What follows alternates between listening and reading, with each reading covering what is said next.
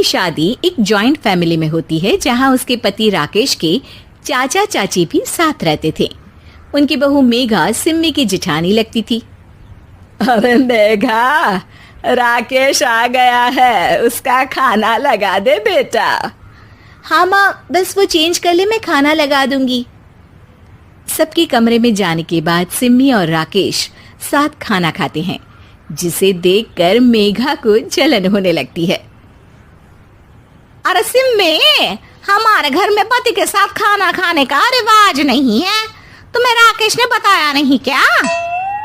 सिम्मी मुस्कुराकर वहां से चली जाती है कि मेघा सिम्मी की सास के पास जाती है। अरे चाची जी, राकेश भैया तो सीधे हैं, कछु नहीं बोलते, कछु नहीं समझते, लेकिन आप तो सयानी है ना। अब देखिए, साथ बैठकर खाती है भैया के, कुछ झूठा मीठा उसका भैया के पेट में चला जाए तो सिम्मी को तो पाप लगेगा ना, पाप। सिम्मी मेघा की बात सुन लेती है, लेकिन कुछ नहीं बोलती। अगले दिन, सिम्मी, मैं मुंबई जा रहा हूँ, तुमको चलना है तो साथ चलो। मेघा राकेश की बात सुनती है और सीधे सिम्मी की सास के पास जाती है। अरे चाची, अरे चाची। अरे मेघा, क्या हो गया? बहुत परेशान लग रही है, सब ठीक तो है ना? अरे नहीं ना चाची, कैसा ठीक है? राकेश भैया मुंबई जा रहे हैं, आप तो जानती हैं कितने सीधे हैं, इतनी दूर जा रहे हैं, कहीं कुछ हो न जाए। अरे नहीं नहीं, मैं नहीं जाने दूंगी उसे। अरे सिम्मी, पता चला है कि राकेश मुंबई जा रहा है। ना बेटा ना, वो नहीं जा सकता। अरे माँ, उन्हें ऑफिस के काम से जाना था, लेकिन आपको तो पता है ना, उन्हीं दिनों मेरे मायके में शादी है, तो वो अपनी जगह किसी और को भेज रहे हैं। अच्छा अच्छा, तो फिर ठीक है। सिम्मी समझ जाती है कि मेघा ने सास के कान भरे हैं। वो सास से कहती है, माँ जी, लेकिन हम दोनों कुछ दिनों के लिए मसूरी जा रहे हैं। आप तो जानती ही हैं कि शादी के बाद हम कहीं नहीं गए। अच्छा अच्छा, ठीक है, जाओ घुमाओ। सास वहां से चली जाती है। सिम्मी अपने कमरे में कपड़े पैक कर रही होती है कि तभी मेघा आ जाती है। अरे गर्मी में सर्दी के कपड़े काहे पैक कर रही हो?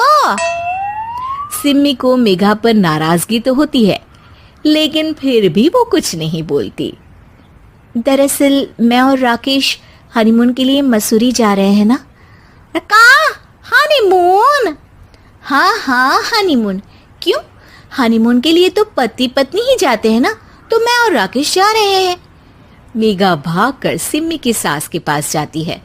अरे चाची, सच में तुम लोगों जितना सीधा परिवार तो मैंने देखा ही नहीं है। अरे अकेले भेजोगे दोनों को?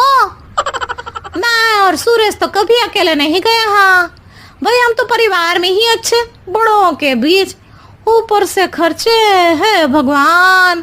अरे चाची, पहाड़ी इलाका है, कुछ हो गया तो? सास सीधी सिम्मी को बुलाती है, लेकिन सिम्मी तो वहीं सास के कमरे के बाहर ही खड़ी थी। बस मेघा दीदी, आपसे यही उम्मीद थी। अरे बड़ी हूँ, घर के कायदे कानून तो मैं ही बताऊंगी ना। अरे तो अपने घर में रखिए ना सारे कायदे कानून। आपकी सास खुद खाना बनाती है, क्योंकि आप यहाँ आकर मेरी सास के कान भरती हैं। आपका पति हमेशा खुद खाना लेकर खाते हैं, क्योंकि आप मेरे घर में ये देखने के लिए बैठी रहती हैं कि मैंने और राकेश ने साथ खाना खाया तो खाया कैसे। मेघा दीदी, आप अपने घर और घर वालों का ख्याल रखिए। मेरे घर में ज्यादा घुसने की जरूरत नहीं है, और हाँ, मैं अपने सास और पति को संभाल लूंगी। मेघा चिल्लाती हुई वहां से चली जाती है, जिसकी आवाज सुनकर राकेश वहां आ जाता है। सिम्मी, मैंने तो तुम्हें पहले ही अपने घर का माहौल बता दिया था। हाँ राकेश, तुम्हारे घर का माहौल बहुत अच्छा है, लेकिन बाहर से कुछ लोग आकर इसे खराब करना चाहते हैं, जो मैं नहीं होने दूंगी। सास सिम्मी की बात सुनकर कमरे में चली जाती है। सिमी और राकेश घूमने जाते हैं और जब वापस आते हैं तो दरवाजे में मेघा और उसके पति खड़े होते हैं, वो भी सामान लेकर। अब छोटे मर्यादा तोड़कर घूम रहे हैं तो हम काहे नहीं। अरे भाभी, तो आपको किसने मना किया है?